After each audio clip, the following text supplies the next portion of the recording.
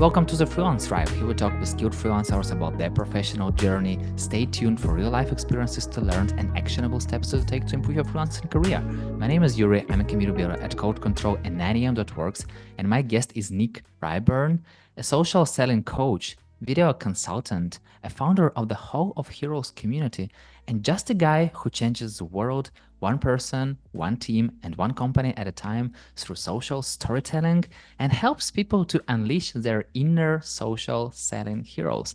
And today we'll discuss how to turn your freelancer sales processes, which you hate dealing with, into an exciting journey that will turn sales into fun and make you a sales hero. So welcome, Nick. Hi, how you doing, Yuri? Thanks for having me on.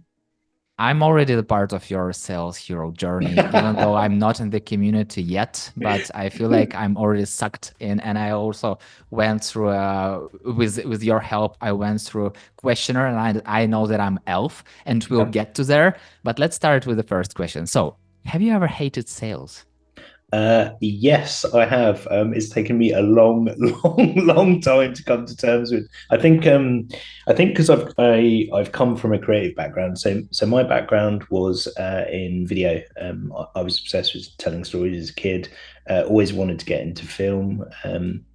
And started my career in video production. Did that for over 20 years. So I don't have any kind of formal marketing or sales background, which in a way is kind of good because I'm not carrying over any of the baggage of that. So I didn't have any preconceptions of what sales was or kind of how to do it. But I know when I started that process, it felt very. And I think a lot of people, I think you have to kind of go through this process. It feels uncomfortable. It feels weird. It feels unnatural. It did to me anyway. But when you kind of reframe it and when you understand that you're not actually selling, you're genuinely helping another person solve a problem. And when you frame it as that and you do it in that way, you're not selling, you're helping them, and it just becomes easier. It becomes less effort because you're not, your products or your service or your offering isn't for everyone, and it's for a specific subset of people. And when you understand that, it just becomes, it's almost becomes more. There's more passion there. There's more drive because it's like this person has a problem. Is like, I can genuinely help you solve this problem. Let me help you solve this problem, and it becomes easy. And there's this real kind of dichotomy at the beginning where it's like you're just kind of, you feel like you kind of, I don't know. I think, and you might agree with me here, that a lot of the pressure of sales comes from like needing to kind of close the sale or make the sale. Mm-hmm. And when you let that kind of ebb away a bit more, the sale becomes much more natural and much more effortless. It's when there's pressure there, like when you get the slight whiff of like, this person's selling to me, you're doing it wrong. It should be an almost effortless process. It's two people engaged in a conversation, and there's a huge listening component to that as well. So I've always prided myself, although I'm rambling on a bit here, but I've always prided myself on my ability to listen and empathize with other people. So I also feel like bad sales experts gave us some traumas, before in our lives. Yeah. And people hate to be sold something. And I feel like because of that, people are growing up. Yeah, definitely it's childhood trauma for sure. So growing up, people like, I don't want to sell because I hate if people will feel that they're being sold. But I feel like it's totally different between like doing selling and social selling. So what is the difference between like sales and social selling? So social selling, the main difference is you're building influence and you're nurturing that particular prospect through your content, through conversation. The reason it's called social selling is because it's not like traditional marketing. So traditional marketing generally is a one-way broadcast. You're shouting at someone like you would be on a megaphone, and it's like, buy my stuff, here's my stuff. Social selling's a lot more nuanced. You're having an almost real-time conversation with a prospect through your content, through those conversations. So it's much more like sales in that it's contextual, it's real time, and you're listening and feeding back based on what that person is telling you or coming back with. So it's more like a real time dance. And I think the socials enabled us to do that. So sometimes I will go away if I've had a conversation with the prospect. I'll go away and I'll create a specific piece of content that answers some of those objections from that prospect, and I'll publish Yeah. that piece of content. And that piece of content I've created specifically for that one person to see it. So it's much more laser focused, much more contextual, and yeah, it's an almost real time sales conversation you're having through your content and how you're engineering your content and how you're having those conversations. So it's much more nuanced. It's fun and it's really great approach because it's something that I'm currently trying to do with my newsletter. So I'm writing a newsletter. I'm like going out to people like, give me your feedback, ask me your Yeah, questions. I don't want to write like just to write. I really want to solve your challenges and your problems. And I feel like that's exactly what you are doing. yeah. It's a fun process when you're and like I said before, I think a large component of this is listening, is actively listening to what your audience is telling you and getting feedback from them, and producing the kind of stuff that will solve their challenges and problems. So there's an element of that, but there is also an element of I think I can, as a creative, I think it's good sometimes to be completely selfish and create content for yourself. When you start to create content when you start to think too much about your audience, you lose and dilute some of your messaging and your story, I think. So yeah, there's a balance between those two. How did you learn to do social selling?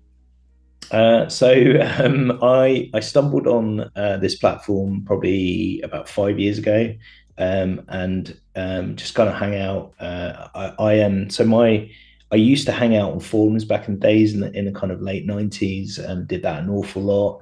I've built genuine relationships and friendships with people through things like Xbox Live. So those kind of precursor things taught me that you can build real, genuine human relationships through digital communities. So yeah, I landed on LinkedIn, saw what some people were doing, because I always thought LinkedIn was kind of a CV site, Yeah. and I saw what a few people were doing on the platform. People like Dan and Lloyd Knowlton. They were doing some really wacky stuff with video, and being really like funny and humorous. And I was like, hold on a minute, like what's going on? Like it really kind of it unlocked a door for me of like, hold on, like there's because I tried I had literally tried anything. I tried email marketing, cold calling, literally walking around to people's offices to sell. And when I stumbled on this platform and I realized how easy it was to have conversations with other human beings, and stakeholders, senior level people inside organizations, I was like, hold on a minute, there's something here. This is unique and new and different. And yeah, just started slowly producing content, slowly start to find an audience, slowly learn about that sales process and kind of how to kind of tweak it and tinker with it. And yeah, I'm a big believer in I like to roll my sleeves up and kind of get my hands dirty with stuff, and I'm a big believer in learning by doing. So it's learning by osmosis. The more you do it, the more you pick up naturally. I think you can learn as much theory as you possibly want, but until you actually get your hands dirty and actually do it, it's the best way to learn. So yeah, I learned by producing content and literally building an audience. I think when I started on the platform, I was doing roughly, I was posting 5 to 6 days a week, but I was doing 2 videos a week at the time. So that's how I grew Wow. my audience quite quickly. So yeah. And I also feel like the more you fuck up, the more you learn. Yeah, exactly. It's the more you the more fail and fail quickly, the more the more you fuck up, the quicker you're going to learn. So you start to realize it sounds complex, but it's not really. It's like you start to realize what kinds of content works, what kind of content people engage with, and it's a case of okay, well, I tried this thing over here, it didn't work. I tried this, that worked. Do more of this. So again, that's the thing I love about socials. You're kind of getting this almost real time feedback from the audience of what's working and Yeah. what's not working. So from a market's perspective, that's fantastic feedback. All that data. You've already talked about active listening. So what other most critical skills for being good at social selling? Empathy, I think, having a genuine interest in I'm fascinated by human beings. Human beings scare the crap out of me, and I'm fascinated by them at the same time. They are infinitely complex. Yeah, so I think maybe I've always been interested in kind of psychology and what makes people tick, and you know how as human beings we interact, and I'm fascinated by the algorithm on social media, and specifically with LinkedIn. If you think about how when you produce a piece of content, how that's consumed, and how in terms of like I'd love to kind of see the chain, or the how it's almost like I guess kind of like pollination, how someone consumes your content and how that in turn affects their output, and then how that their content gets like that chain of effect of influence almost of how people consume your content, and yeah, affects other people. So yeah, I think empathy and interest in other human beings, and an ability to an ability to just fail and fail fast with stuff, and be genuinely interested in other human beings. I don't think you can fake that. If you're interested, and you want to learn learn their stories, and you're interested in what they have to say. There's a lot more in terms of kind of nurturing. There's a lot more you're doing in terms of that. You're not just putting out content. You're not just bombarding people with content, because again, that's marketing. You're actually building genuine human relationships with other human beings, and that it takes time to nurture that. It takes time to interact with their content, and yeah, it's a long process, but I think it's yeah, having a genuine interest in other human beings is probably the biggest component of that. I feel like long time ago people were much more connected like on a human level because you didn't have a lot of noise around you and a lot of stuff to really do. So one of the best things you could do is go to talk to other people. And then we kind of went in this world where everything is distracting you. Like you can literally sit at home and not talk to anyone and still have a lot of fun. And I feel like we're currently coming back to these human relationships. People are getting more and more out of the social media, at Mm, least mindful people. yeah, And they're coming back to this human relationship. And it's something that I'm talking a lot about, but I feel like if you are building like this really, really human relationships, like, it's so interesting. It's so exciting. Exactly how you've told that human beings are, it's like I don't even know how to say it, but it's like an art, just seeing how other people are doing stuff. yeah, And not in a way that, oh my God, they're so amazing, I envy them, or oh my God, they're so successful, I hate them, etc. But like, yeah. oh my God, they're a human being. I'm so curious about how they do things. Mm. So I'm totally with you on this journey. And I'm curious, how did you come up with the idea for the whole of Heroes community? Yeah, so I'm part of a men's group, a men's mentoring organization, and we help young men that have been through or are at risk of going through the prison system. And we have a kind of framework that we use with that, which is based on a Jungian framework, which is the sovereign or king, lover, warrior, and magician. Now, if you look at what I've built in the community, which is warriors, elves, and wizards, you can see where that's come from. So I kind of smushed together this idea of yeah, building a community and focusing on three kind of key areas, which were sales, revenue, and kind of inner work that you need to do in order to kind of get out of your own way with this stuff, and building confidence, self-belief, and then the content side of stuff. So that's where those three archetypes come into it. So the warriors are the sales and revenue kind of component of you. The elves are focused on the kind of deeper work that we need to do, and showing up as ourselves, because that can be scary for a lot of people.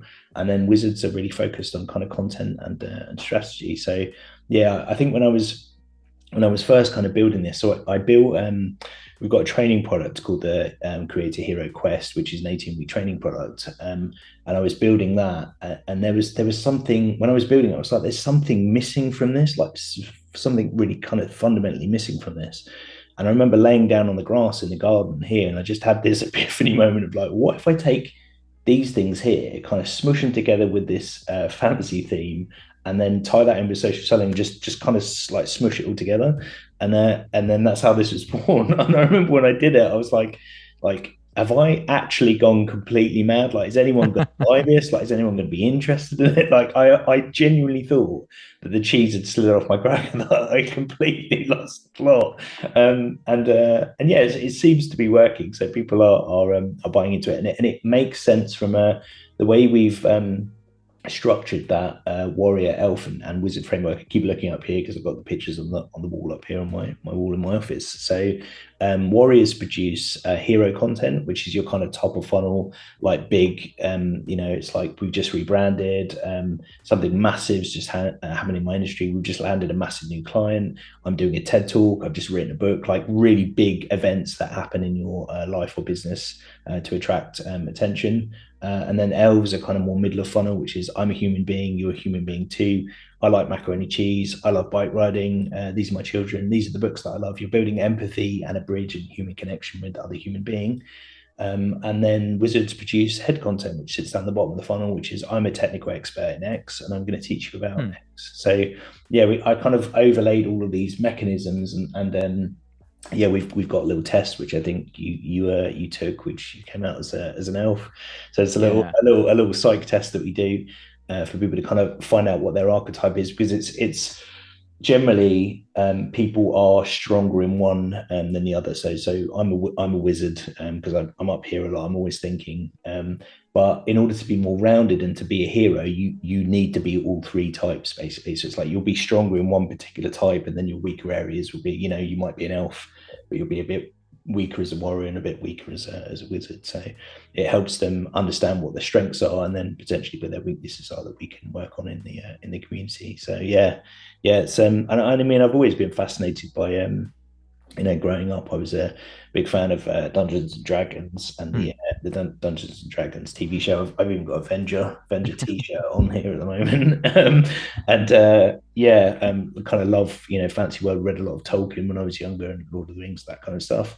So I was like, well, why don't I create a massively multiplayer online learning platform, basically like an MMORPG, but a world that people can kind of populate and learn inside. And I think I haven't come across anyone else yet that's doing what I'm doing in the way that I'm doing it. So, which is, yeah.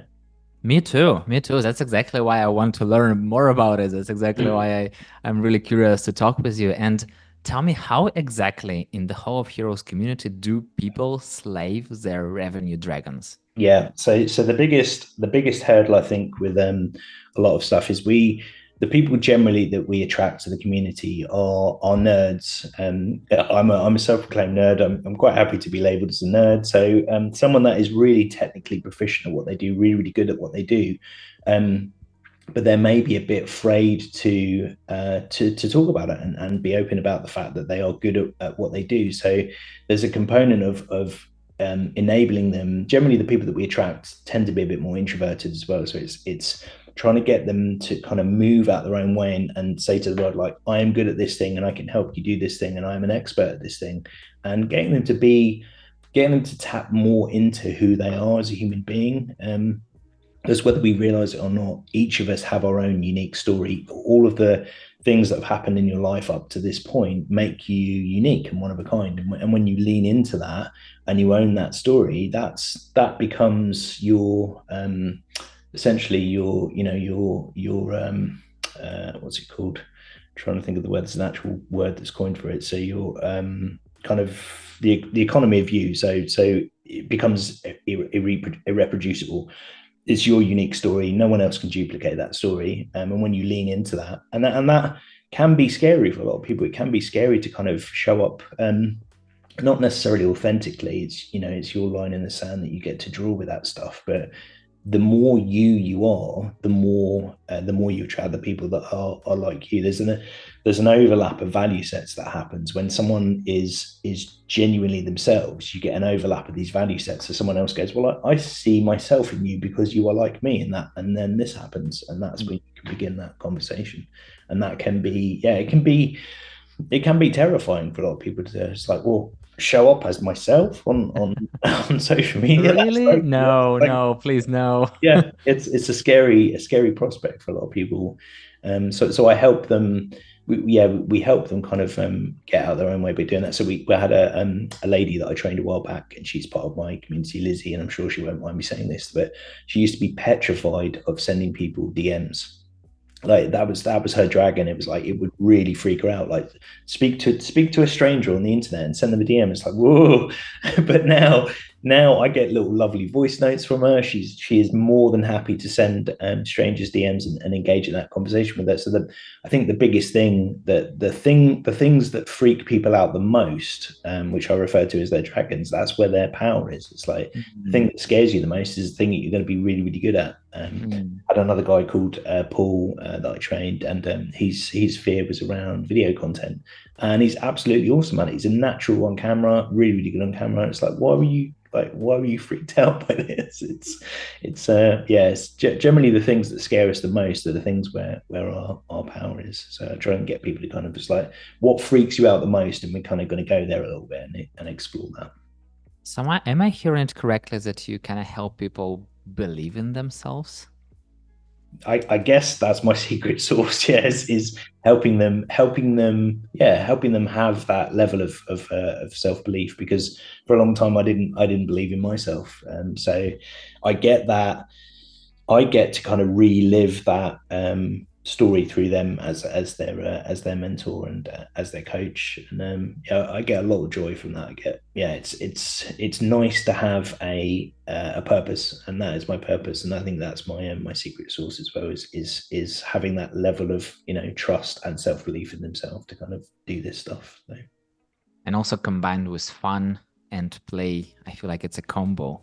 Yeah, it's I definitely believe. I think we intrinsically know this as adults, but there's a trust component that kind of comes through play when you kind of regress to play and doing stuff in a more childlike way. You like just think about it when you're a kid, when you're playing, there's no fear component there because it's like, well, I'm playing, and you're not scared by that. So I try to get them into that mode where they're playing and they're having fun, because it feels less like training.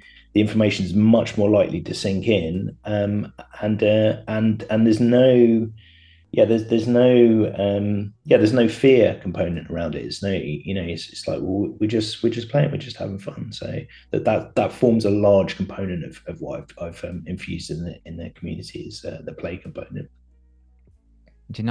Nick, I really wish to have the sky's the limit to our conversation, but time is the limit. I still have so many questions. I want to dive so much deeper. Still, final question. Yeah. What is your favorite food? Favorite food? Ooh, man, that's a difficult one. I'm a simple man. I do love a really good mac and cheese. Like, just give me all the carbs. I'm quite happy with that. But yeah, a good burger, really a well done burger would probably be my prison row. Like death row meal would be a good burger. And what is the best way to connect with you? LinkedIn, absolutely, 100%. So you'll find me on LinkedIn. You'll see my big banner that says "Slay Your Revenue Dragon." You'll see me dressed up like a hero carrying a sword. So I'm quite hard to miss. So yeah, hard to miss, exactly. I totally agree with you. And yeah, Nick, thank you so much for sharing your experience. And it's been such a pleasure to hear and learn from you. It's been awesome, dude. Thank you for having me. And thank you so much for listening. If you like the show, hit the like button on 5 stars and share it with your friend. That's it. We're done. See you in the next episode.